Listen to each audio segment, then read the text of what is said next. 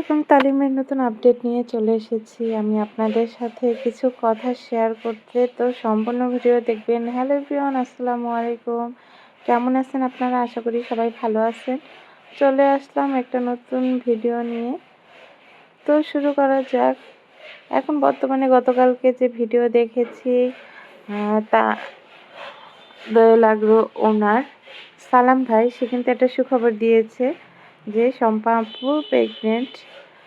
তিনি দ্বিতীয় সন্তানের বাবা হতে যাইতেছে, আর শম্পা আপু দ্বিতীয় সন্তানের মা হতে যাইতেছে। তো খুব ভালো একটা সময় তাদের, খুব সুখের সময়, তারপরে খুব খুশির একটা খবর। এমন সময় তারাকে অনেক মিস করতেছে, এটা বাস্তব কথা। কারণ হচ্ছে যখন আয়াত হয় তখন থেকে কিন্তু তারা তাদের সাথে ছিল, আর আয়াতের দেখাশোনা যাবতীয় সব কিছু কিন্তু তারাই করতো।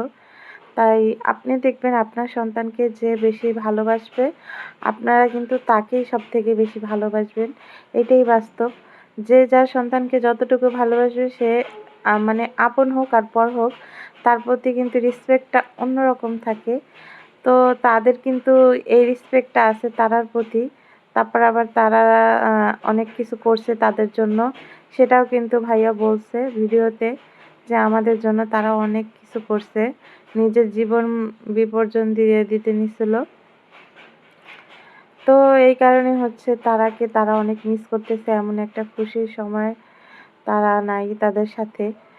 তো আমার মতে তারা তালিম চলে আসাটাই বেটার মনে করি।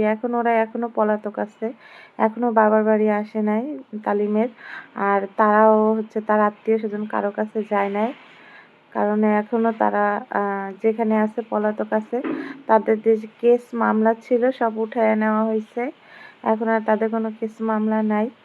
একদম ডিরেক্ট তারা যে কোর্টে যে তার মামলা উঠায় নিছে, এখন আর তাদের কোর্ট মামলা নাই। কিন্তু তারা এখনো পলাতক আছে কেন, এটাই কেউ আসলে বুঝতে পারতেছি না। আমার মতে এখন তাদের চলে আসা উচিত, কারণ যেহেতু বিয়ে হয়ে গেছে অলরেডি, আর সারা বাংলাদেশের মানুষ জেনে গেছে সব কিছু। এই মুহূর্তে তারা প্রকাশ্যে আসাটাই বেটার মনে করি। তাদের লাইফস্টাইল চেঞ্জ করা দরকার, কারণ তারাকে এখন বর্তমানে একটা ইউটিউব চ্যানেল খুলে নিলে কিন্তু সে আর্নিং করতে পারে। আর তালিম কিন্তু ভালোই শিক্ষিত, সে কিন্তু একটা ইউটিউব চ্যানেল চালাইতে পারে, কোনো সমস্যা নাই। তাদের একটা আর্নিং সোর্স হবে আর কি। তো এই মুহূর্তে আমার ভাষ্য মতে তারা তালিমের প্রকাশ্যে আসা দরকার, এবং সালাম ভাইয়ের কাছে এসে ক্ষমা চাওয়ার দরকার। যাই হোক, বড়দের কাছে ক্ষমা চাইলে আসলে কিছু হয় না, ছোট হয় না।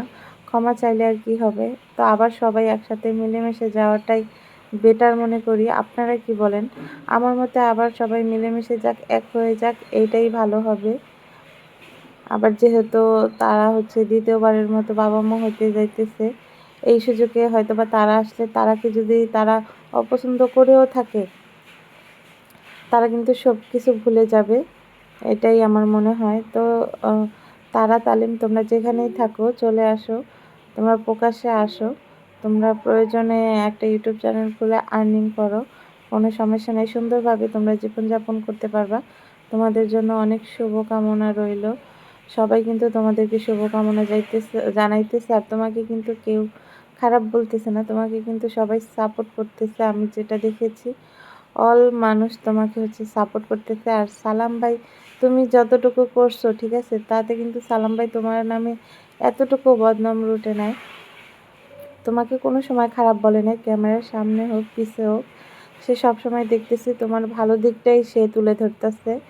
সে তোমার সবসময় ভালোই চাইছে, বড়রা সবসময় ছোটদের ভালোই চাইছে। আর যেহেতু তোমাকে বোন বানাইছে, সালাম ভাইয়ের অনেক আশা ছিল, তো সেই আশাটা পূরণ করতে পারে নাই, তার একটু কষ্ট লাগছে। সেই থেকে যদি কিছু বলে থাকে, কিছু মনে করবে না।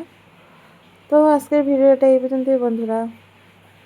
পরের আপডেট পেতে হইলে অবশ্যই সাথে থাকবেন, ভালো থাকবেন, সুস্থ থাকবেন, আমাদের জন্য দোয়া করবেন। আর আমার ভিডিও কোনো ভুল ত্রুটি হলে সবাই কমেন্ট দৃষ্টিতে দেখবেন। আসসালামু আলাইকুম।